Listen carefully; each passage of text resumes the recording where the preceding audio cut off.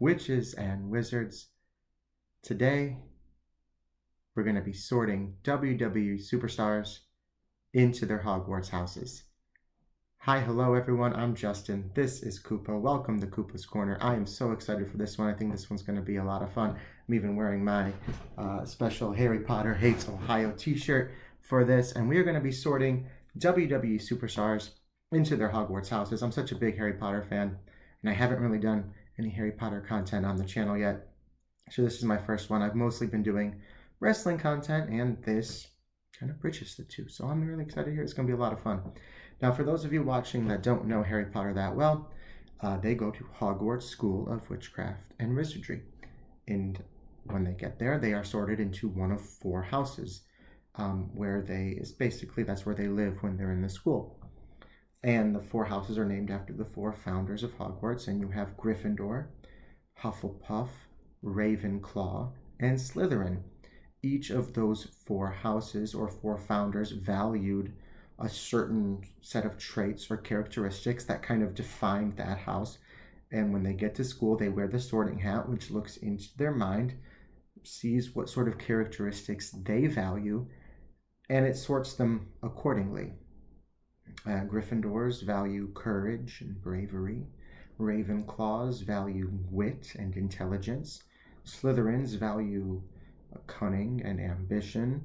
And Hufflepuff, depending on which part of the books you're reading, value loyalty and hard work, but also it's kind of the other house. They just sort of take the rest. And with that in mind, we're going to talk about some WWE Superstars. Some of it's going to be in character, but some of it's going to be real life stuff. There's not really a rhyme or reason. It's just kind of what I know about them and how I feel and what I think what house they're going to be into. So let's get started then. We're going to start with the OTC, Roman Reigns. Better be Gryffindor! I think Roman Reigns is going to be a Gryffindor. Now, this is moving away from Roman Reigns, the character, and more towards Roman Reigns, the human being. But he's been very public with the fact that he has faced leukemia twice. Not only that, but after being in remission, he's come back to the WWE. He is still putting his body on the line for our entertainment, despite having leukemia.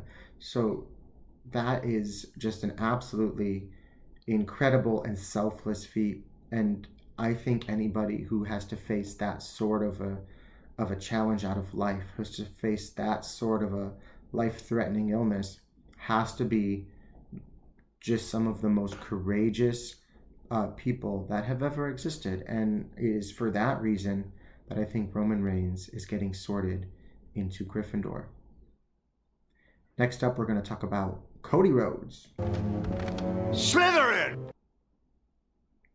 That's right, Cody Rhodes is a Slytherin.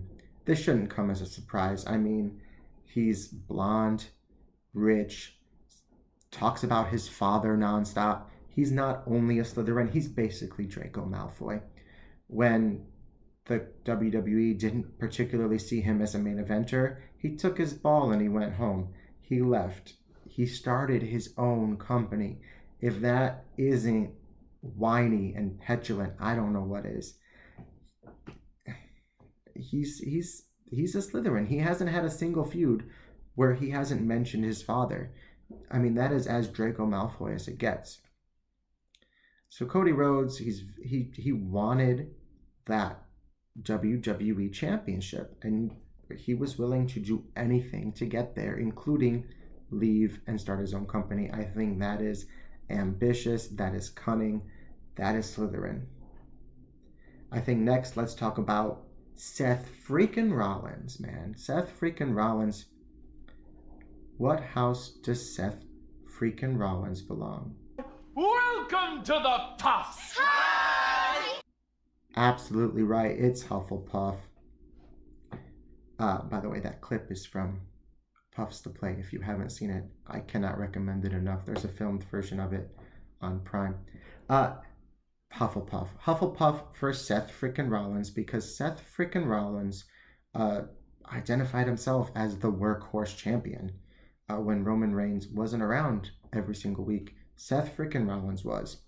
And workhorse has defined his career, regardless of what stage it was, whether he was the Monday Night Messiah, the Architect of the Shield, part of the Authority. Seth frickin' Rollins busts his ass.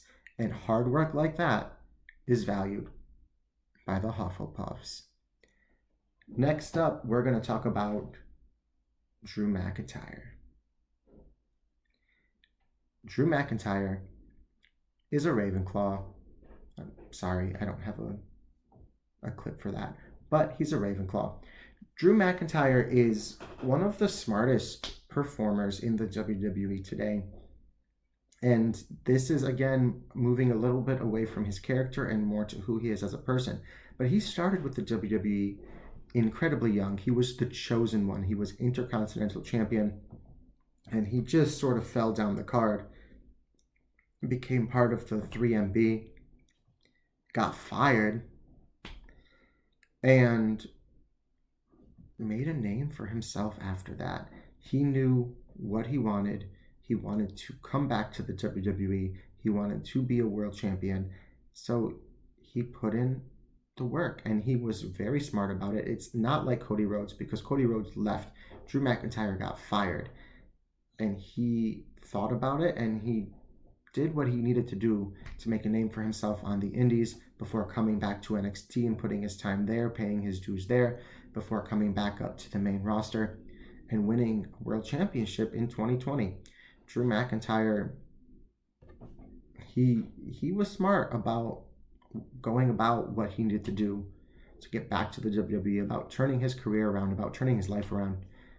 So I think Drew McIntyre is kind of sort of the epitome of a Ravenclaw in the WWE today. Next, let's move on. CM Punk. I know just what to do with you. CM Punk is, of course, a Slytherin. There's no doubt about it. Guys, you don't have to like it. That doesn't make him a bad guy. That doesn't make him a bad performer. But, you know, he also didn't particularly like the way he was being booked. And he walked out. He took his ball. He went home. He stayed away from the industry for, 10 years after that? Almost. Or at least he stayed away from the WWE. I mean, he stayed away from wrestling in general for most of that time. He did have a short stint in AEW. But, you know, he thinks about CM Punk first and foremost. He didn't come back to make friends. He came back to make money. He tried his hand at MMA. He got his ass whooped. If he could have succeeded at that, he would have stayed. He would have kept doing that. He never would have come back to the WWE. CM Punk, as great as he is as a performer, prioritizes CM Punk. He is very self-centered as a human being. There's not necessarily anything wrong with that. It happens. Sometimes you need to prioritize yourself. I'm not knocking him for it. But it makes him a Slytherin. All right, so let's move on. We're going to move on to Rhea Bloody Ripley. And this was one that I actually kind of had a hard time with. I kind of went back and forth on. I wasn't sure where she should be sorted. But ultimately, I think Rhea Ripley is a Hufflepuff. Welcome to the Puffs! Hi! That's right, Rhea Ripley is a Hufflepuff. And I think, again, that this has a lot to do with her work ethic. We've seen her go through a couple different iterations of the character that she is. She's never strayed too far. Like, the essence of the character has stayed the same. But she's gone through phases of it, from the Mae Young Classic through NXT UK, NXT to the main roster. By the time she was at the main roster, she sort of had her character, and she had her blonde hair, she kind of, when she started the Judgment Day, all through the Edge stuff, I mean, she busts her ass week in and week out, and it works. She's one of the top performers in the WWE today, if not the top performer in the WWE today. And I mean that from a popularity standpoint. Sure, Roman Reigns is, arguably a bigger name than Rhea Ripley, but Rhea Ripley is a close second. I mean, Rhea Ripley is absolute huge, and it's because she was there busting her ass. That's what she does. She comes in, she kicks ass, and she doesn't half-ass any of it, man. She comes in and gives it her all. And so that's ultimately why I decided Rhea Ripley is a Hufflepuff. Next on the list, Bianca Belair, the EST of the WWE. And I think there's only one place for Bianca Belair. Better be Gryffindor! Gryffindor. Yeah, Bianca Belair, I don't know too much about her outside of her character. Like, I don't know too much about her personal journey. But from a character standpoint, she's definitely got like jock vibes, and I kind of associate that with Gryffindor. She's a good guy. She is a perennial good guy, and she just feels like the type of person who would have been in the DA. She feels like the type of person who would have accompanied Harry to the Ministry at the end of Order of the Phoenix. She feels like the type of person who would have stayed back at Hogwarts to fight in the Deathly Hallows. She just has that vibe of a good character. I feel like she'd be on the Quidditch team probably, and she'd be kicking ass on the pitch as well. So I'm going with Gryffindor for Bianca Belair, and I'm also going to go with Gryffindor for her tag team partner, Jade Cargill. And again, Jade Cargill is somebody who I don't know too much about her journey outside of her character, like her real life journey. She's not been in the WWE for too long, and she's mostly been by Bianca's side since she's come in. And maybe that's why I'm putting her in the same house. I'm just associating the two of them together. But if that's the case, that's fine. But I just don't know enough about her outside of that. She doesn't feel very villainous. She doesn't feel very cunning or ambitious. She is busting her ass, definitely a hard worker trying to get better. She's pretty smart about it as well. I mean, teaming up with Bianca is a really smart move because she's got a lot to learn and Bianca can teach her really well. But ultimately, she just feels like, that same sort of a little bit cocky, a little bit arrogant, a little bit James Potter, a little bit Sirius Black. And I just think that should be in Gryffindor house. That's my hunch. That's what I'm going with. And it's my video. So deal with it. Or let me know in the comments if I'm wrong. And then I have a couple more I want to talk to you. 2 more today. We're going to go with current WWE World Heavyweight Champion, Ring General Gunther. Now this one may surprise you, but I'm putting Gunther in Ravenclaw. He feels like a Ravenclaw to me. I don't know. I've seen pictures of him from the Indies way back in the day. He's lost so much weight. He has gotten in such good shape. And he chose a character that wasn't necessarily about how many flips could I do, how athletic can I be. He chose a character that made a lot of sense. His character is that the ring is sacred. And he's there. He's an old school,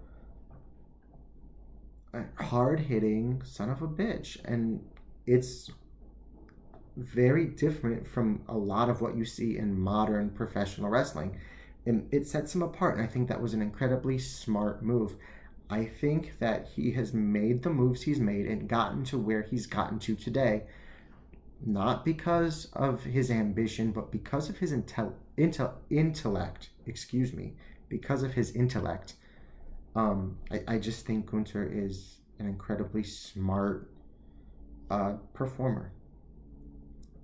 And finally, last one for today, current Women's World Champion, Liv Morgan. Now, her character, particularly recent, has been Slytherin, but I don't think that's who Liv Morgan, the person, is. I'm gonna say Hufflepuff! Hufflepuff. Now, Liv Morgan, I do know a lot about her personal journey. I'm not much of an NXT guy these days. I haven't watched NXT in years. However, I used to. When it first came to the WWE Network, I used to. And I used to go to some of the tapings. I used to go to some of the events. And I've even been to some of the house shows. And I first met Liv Morgan before she even had the name Liv Morgan. She was still using her real name. I've seen her grow incredibly as a performer, as a talent. Like, she, in ring particularly, was so incredibly green. And that happens. You got to start somewhere. That's not a knock on her at all. But I've seen her learn. I've seen her grow. I've seen her develop into the woman that she is today. At least the performer that she is today. I don't know her, obviously, on a personal level. But she's grown so much. And from NXT, when she had the 201 coming in with the Riot Squad, you can watch these different stages of her career and you can see that growth. It's very visible in her performances on TV. And you only improve that way by busting your ass. It's very similar to Rhea Ripley. I think that they're on similar trajectories. I don't think it was cunning. I don't think it was manipulative. I don't think it was really any sort of negative quality that got her there. She's a smart woman, sure, but I don't think she made moves the way Gunther did. I think she did it the old-fashioned way of just busting her ass day in and day out until she got better.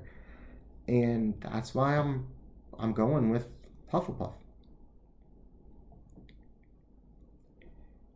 So that's some of the top WWE superstars today. Those are the Hogwarts houses I think that they're in. This was so much fun. I'm probably going to do another one, particularly if you guys like this. Let me know in the comments. I had a lot of fun doing this, though. Thanks for watching. See you in the next one.